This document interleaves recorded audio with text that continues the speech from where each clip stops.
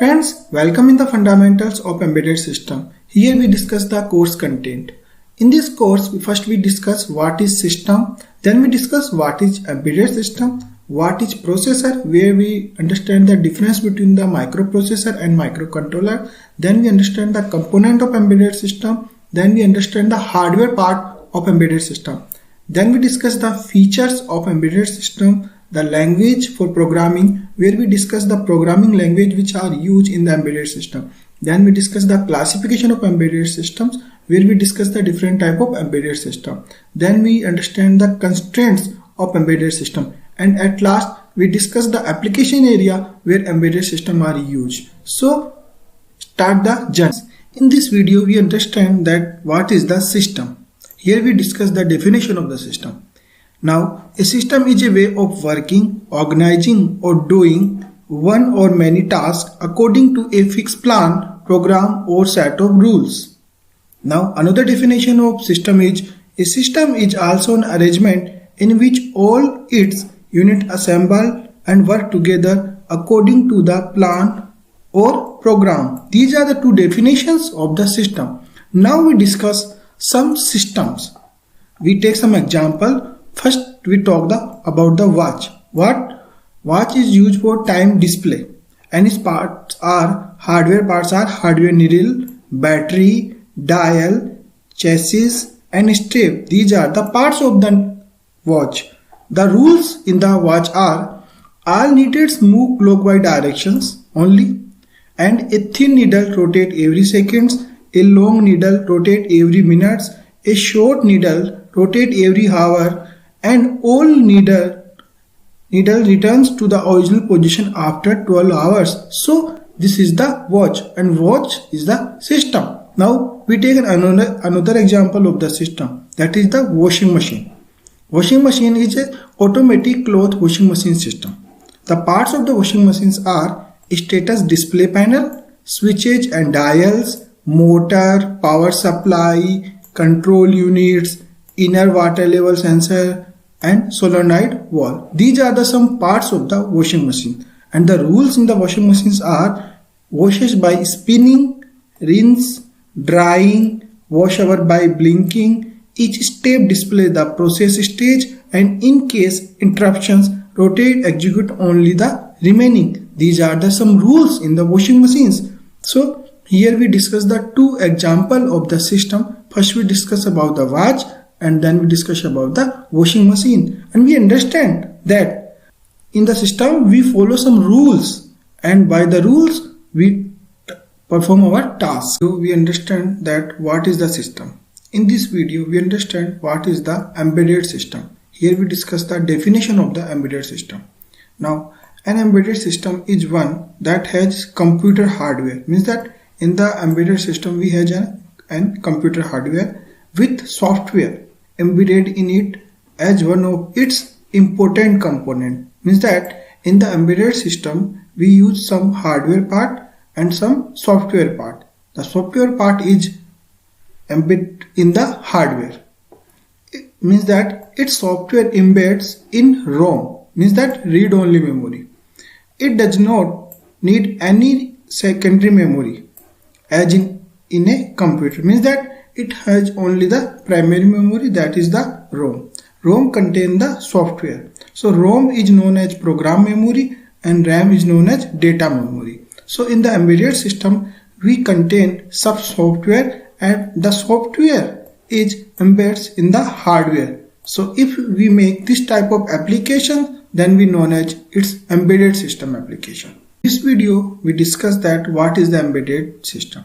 In this video we discuss what is the processor. Now a processor is the heart of the embedded system. Means that the processor is the main part of the embedded system. Now an embedded processor is a microprocessor that is used in an embedded system. Means that the microprocessors that are used in the embedded system are known as embedded processor. For an embedded system designer, knowledge of the microprocessor and microcontroller is a must. Means that if you want to do the programming in the embedded system, then the knowledge of the microprocessor and microcontroller are required. There are two essential units which are in the microprocessor and microcontroller. First is the control unit and second is the execution unit. The work of the control unit to fetch the operation and the work of the execution unit is to execute the operations. So these are the two most important units of the microprocessor and microcontroller. If we differentiate the microprocessor and microcontroller, then we can say that if you want to do the dedicated task, then we use the microcontroller, and if you want to do the general purpose task, then we use the microprocessor. In this video, we understand what is the processor. In this video, we understand the difference between the microprocessor and microcontroller. Now first is that in the microprocessor, CPU is standalone. RAM, ROM, input output and timer are separate. Means that in the microprocessor, RAM, ROM, input output and timer are the outside of the CPU. And in the microcontroller, CPU, RAM, ROM, input output, timer all are on a single chip. The second difference is that designer can decide amount of RAM, ROM and input output ports in the microprocessor. But in the microcontroller, these are the fixed. They are fixed amount of on-chip RAM, ROM and input output ports. These are the fixed amount in the microcontroller. Next difference is that microprocessor has high processing power. Means that high power are required in the microprocessor. And in the microcontroller, we use low processing power. Means that if you use the battery operated power, then we use the microcontroller. Next difference is that in the microprocessor, we require high power consumptions. Means that the high power are required in the microprocessor, and microcontroller are low power consumptions. Next difference is that in the microprocessor, it has typically 32 or 64 bit processor, and in the microcontroller there are 8 or 16 bit processor. In the microprocessor are general purpose. Means that if you want to do the general purpose work, then we use the microprocessor, and when you want to the single purpose applications or dedicated tasks, then we use the microcontroller. Next difference is that microprocessor are less reliable and microcontroller are highly reliable. And the example of the microprocessor are 8086 and 8085. These are the two microprocessor, where 8086 is the 16-bit microprocessor and 8085 are 8-bit microprocessor. An example of microcontroller is 8051, that is the 8-bit microcontroller. Now we discuss the microprocessor and microcontroller by the diagram.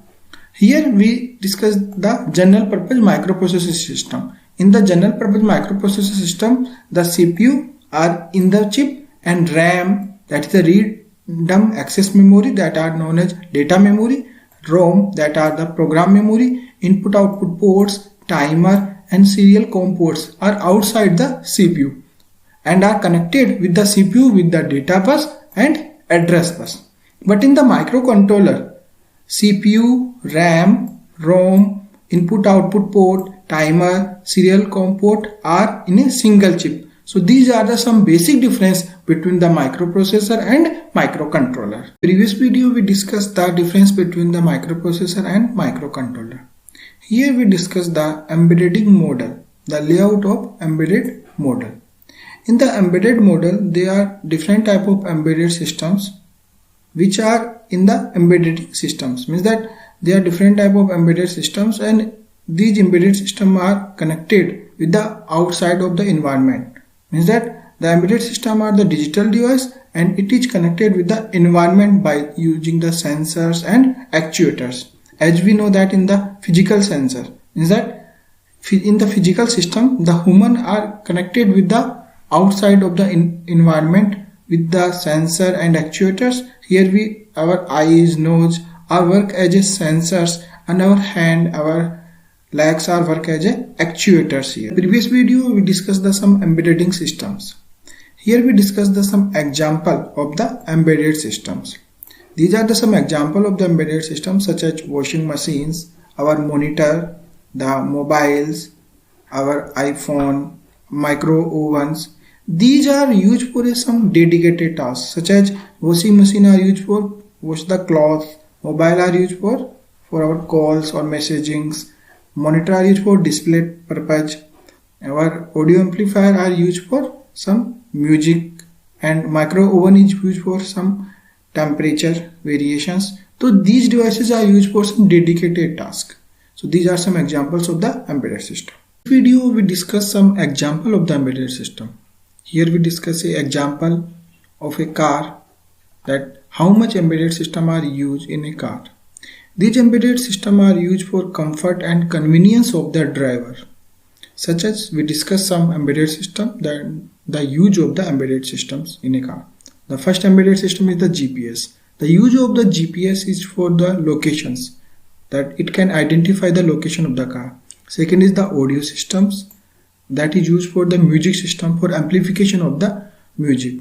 Next is the digital audio radio systems, by which we can listen the different type of channels. The mobile phones, that we can use for the calling purpose and some chatting purpose. Next is the night vision and lane warning, that the use of the night vision system is to identify the car, that in the night, that if any car is running in the front side, that it can identify by the night vision systems. Next is the adaptive cruise and control and collision warning system. Next is the tire pressure monitoring systems. The work of the tire pressure monitoring system is to monitor the pressure of the tire regularly. Next is the reconfigurable instrument and cluster system, display systems, instrument cluster systems. These are some display type of control systems. Next is the game console systems, park and reverse assistant system, that can be used for reverse parking, head-up display systems, multimedia systems, rear seat entertainment systems, telemetric systems, internet access systems, DVD player systems, and voice recognition systems. These are some embedded systems which are used in the car, some for security purpose, some for entertainment purpose. So there are different type of embedded systems which are used in the video. We discuss the embedded systems in the car. In this video we discuss the components of embedded system. The first component is it has hardware. The hardware is the main part of the embedded system. The parts in the hardware are processor, that is the main part in the hardware, timers, interrupt controller, input output device, memories. There are two types of memories we use in the embedded system, RAM and ROM. Ports means input output ports, by which we can transfer the data outside of the microprocessor. Next is it has main application software, that will be flashed in the hardware for a dedicated task, which may perform concurrently the series of tasks or multiple tasks, means that it can regularly perform the same task again and again. And next is it has real-time operating system, that is known as RTOS. The work of the RTOS defines the way the system works, that how system will be work, which supervise the application software, means that if there are two or more application software, then it can supervise the application, that which application will be run first and which will be run last. It set up the rules during the execution of the applications program. And a small scale embedded system may not need an RTOS, means that if you want to make some small program, some small task, then we does not require real-time operating system. And when we make some sophisticated embedded system, then we require the real-time operating system for scheduling of the task. There are different type of scheduling, such as round-robin schedulings, cooperative schedulings, primitive schedulings. So RTOS work on the schedulings. It schedule the task. In previous video we discussed some component of embedded system. In this video we understand the hardware of the embedded system, that what is the use of the hardware. The first hardware is the power supply. Second is the reset and oscillator circuit. The use of the reset and oscillator circuit is used to reset the microprocessor for the reset the applications. The second component is the input device interfacing and driver circuit. The use of the input device circuits is to get the input in the applications, means that we use some sensors, and by the use of sensor we take the input from the environment side, such as temperature sensor, humidity sensor, pressure sensor, by which we get the information of the environment. The second part is the processor. The use of the processor is to perform the task. Processor contains the two units. First is the control unit and second is the execution unit. Next is the program memory and data memory. Here we use the program memory is the ROM and data memory is the RAM. The program memory contains the program which will be work, and data memory are work on the data which will be get by the sensor. Second is the timers. Next part component is the serial communication port for interfacing with the output device. Means that if you want to connect our device with the internet, then we use the serial communication port. Next is the interrupt controller. Means that if any interrupt will be happen in the outside of the environment or inside the microprocessor, then we use the interrupt controller. Next is the parallel port. The parallel port are useful for the high data transmission. Means that if you want to do the high parallel data transmission, then we use the parallel port. And next component is the output interfacing. Means that if you want to do the some actuators, means that in the output device we want some actuators in the output interfacing units, such as motors are used as output interfacing units. There are different type of motors which are used as actuators, such as DC motors, AC motor, stepper motor, servo motor. These are some actuators. And for display purpose we use the LED, LCD. These are some display output devices. And we use some application specific circuits. Means that there are some circuits which are used for the used for dedicated tasks. So there are some system application specific circuits in the embedded system. So these are the hardware parts of the embedded system. In this video we discuss the hardware part of the embedded system. Here we discuss the features of an embedded system. That what are the features in the embedded system. The first feature is that it is single function unit.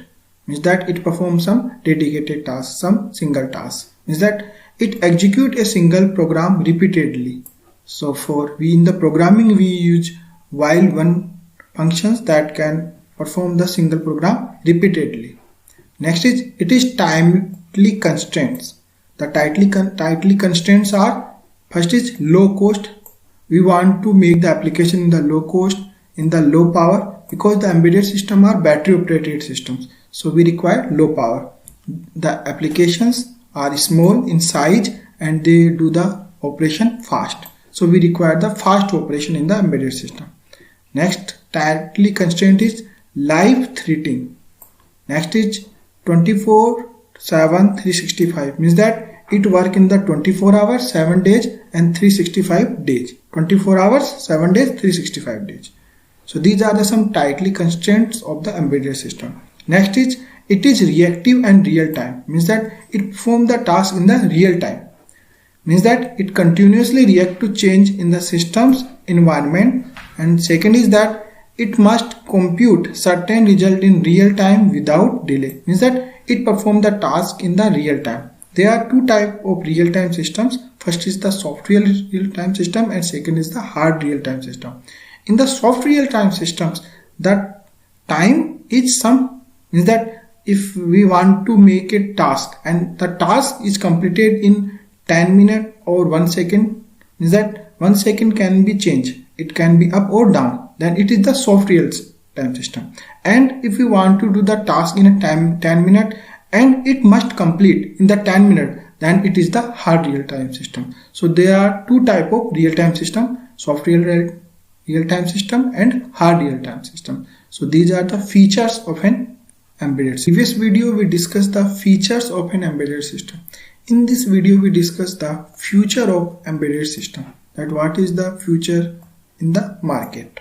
The first is that the embedded processor account for 100% worldwide. Is that in everywhere we use the embedded system. The second is that microprocessor productions. In the productions, when we discuss the embedded systems and desktop system, then the ratio of the production in the embedded system and desktop production is the 100:1. Means that if 100 embedded system are made, then one desktop is made. So this is the ratio between the embedded system and desktop system.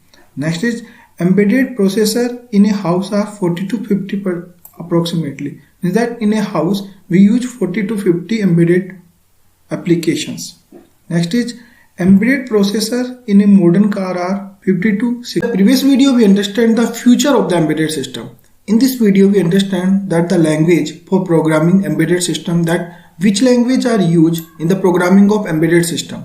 Now, assembly language is the most important language, was the pioneer for programming embedded systems till recently. Means that till now assembly language is the most important language for programming in the embedded systems. Nowadays there are many more languages to program these systems. Some of the language are C, C++, Ada, Forth and Java together with its new enhancement J2ME.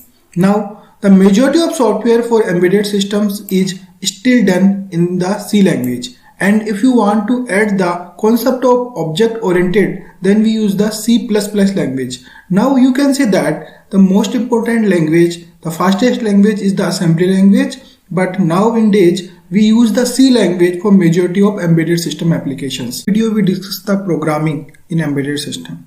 Here we discuss the classification of embedded systems. So according to the classifications, types of embedded system, there are two types of embedded system. First is the performance and functional requirement, and second is on the performance of the microcontroller. Then if you discuss on the performance and functional requirement, then first embedded system is the real-time system that perform the task according to the real time. Second is the standalone systems, is that the application run on the single mic system, then it known as standalone system. Next is the network system, where we perform the task on a different type of system, then it known as network system. In the network systems, all embedded system are connected with another. Next is the mobile systems, which are movable from one place to another place. According to the performance of the microcontroller, there are three types of system. First is the small scale system that are used in the one task, that are work on the one task, means that one task applications. For one application we use the small scale system. Second is the medium scale systems, where we can perform the 3-4 tasks on the microcontroller. And next is the sophisticated system. In the sophisticated embedded systems, we use the high performance microcontroller, such as we use the ARM microcontroller or Raspberry Pi microcontroller in the sophisticated embedded system. In this video we discuss the classification of embedded system. Now first system is the real-time system. Embedded system in which some specific work has to be done in a specific time period are called real-time system. Is that in the real-time system we perform the task on a given time.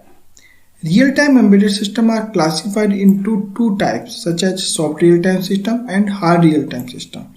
Now we discuss the soft real-time system and hard real-time system. In the soft real-time systems, the task should be done in the 10 minute or 1 second, 9 minute 59 second. But in hard real-time system, the task should be done in 10 minutes. So time constraint are limit in the hard real-time system. Now we discuss some example of the hard real-time and soft real-time system. A system in which work has to be done in a specific time period are called the hard real-time system. The example of the hard real-time system are missile embedded with a tracking system, and second example is the aircraft. In these two examples, the time is the most important part, and the example of the soft real-time system is the DVD player. In the DVD player we run the CD. If we execute the CD and if execution will be take some delay, then it is not some matter. But in the aircraft and missile, the time is matter. There is a importance of 1 or 2 seconds. So in the aircraft and missile, we use the hard real-time systems. In this video we discuss the real-time system. In this video we discuss the standalone embedded system. Standalone embedded system do not require a host system like a computer. It works by itself. Means that it does the task alone. It does not require the other computer, other host systems. It takes the input from the input port, either analog or digital, and processors, calculators, and converts the data and gives the resultant data through the connected device, which either controls, drives, and display the connected device. Means that it takes the data from the input port. Data should be analog data or digital data, and it process the data and give the result. In the result we can use the actuators such as motors or display devices. In the motors we can use the AC motor, DC motors, stepper motors, servo motors, and in the display device we can use the LED, LCD, or other output devices. Example of the standalone embedded system are MP3 player, digital camera, video game console, micro ovens, temperature measuring systems. These are some examples of the standalone embedded system. In previous video we discussed the standalone embedded system. In this video we discuss the network embedded system. These type of embedded system are related to a network to access the resource. Is that these are connected with the internet. The connected network can be LAN, WAN, or internet. Means that local area network, wide area network, or internet. So in the network embedded systems, the systems are connected with the internet. Example of the network embedded system are home security system, wherein all sensors are connected and run on the protocol TCP/IP. Means that in the home security systems all sensors are connected with the internet or local area network or WAN. So in the network embedded systems, the all systems are connected with the network or internet. In this video we discussed the network embedded system. In this video we discuss the mobile embedded systems. The mobile embedded systems are used in portable embedded devices like cell phones, mobiles, digital camera, MP3 player, and personal digital assistants. And the basic limitation of these devices is the other resource and limitation of the memory. So in the mobile embedded systems we use some limited memory, some limited resources, and these are very small in size. The example are cell phones, mobile, digital camera are some example of the mobile embedded system. So these are the movable systems which can move from one place to another place easily. In this video we discuss the mobile embedded system. In this video we discuss the small scale embedded system. Now small scale embedded system use the 8-bit or 16-bit microcontroller. Second is that it has little hardware and software complexity. They must even be battery operated and usually use the C language for use for developing systems. The need to limit power dissipation where system is running continuously. So in the small scale embedded system we require the limited power. These are the battery operated system. Example of small scale embedded system are digital watch. Programming tools of the embedded system are editor, assembler, and cross compiler are used in the small scale embedded system. In this video we discuss the small scale embedded system. In this video we discuss the medium scale embedded system. In the medium scale embedded system we use the 16 or 30-bit microcontroller or DSP microcontroller, that are digital signal processors or reduced instruction computers. Means that in the medium scale embedded systems we use the RISC architecture. In the medium scale embedded system both hardware and software are complexity. Means that they are more complex than small scale embedded system. The example of the small scale embedded system are the watch, and the example of medium scale embedded system the iPod. iPod is the best example of medium scale embedded system. In the medium scale embedded system, we use the C, C++, Java, RTOS, real-time operating system, source code, engineering tools, simulators, R, debugger, and integrated development environment. Means that IDE is used in the medium scale embedded system. In this video we discuss the medium scale embedded system. In this video we discuss the sophisticated embedded systems. In the sophisticated embedded system, we use the 32-bit microcontroller. In the sophisticated embedded systems, the hardware and software complexity is more compared to the medium scale embedded system. In the sophisticated embedded systems, they require scalable processor or configurable processor and programming logic array are used in the sophisticated embedded systems. Constraints by the processing speed available in their hardware units means that we require the higher processing speed in the sophisticated embedded system. Example of sophisticated embedded system are the washing machine. The programming tool which are used in the sophisticated embedded systems are the cross compiler, retrievable compiler are used in the sophisticated embedded systems. For these systems may not be readily available at a reasonable cost or may not be available at all.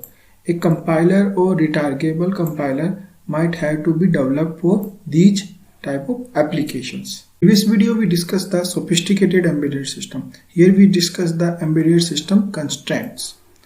An embedded system is a software designed to keep in view three constraints. The three constraints of embedded system are: first is the available system memory.